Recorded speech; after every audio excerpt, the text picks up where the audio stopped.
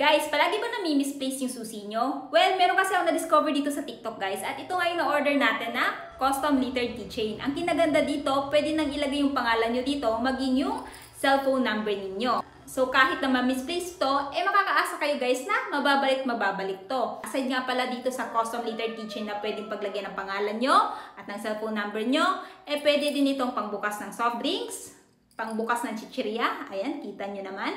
At kung halimbawa naman naboboard kayo dahil nag-shopping yung girlfriend nyo, meron na kayong pampalipas oras. Napakaliit niya guys, pero napakabigat niya. At the same time, meron siyang dalawang ring. Ayan o, pwede kayo maglagay ng susi dito at pwede din kayong maglagay ng susi dito. At isa pa guys, sa halagang 120 pesos, pwede mo na din itong pangregalo sa kapatid mo, sa boyfriend mo, sa papa mo. Dahil nalalapit na nga ang Father's Day, swak na swak to sa kanya. Napaka-cute niyang tingnan guys.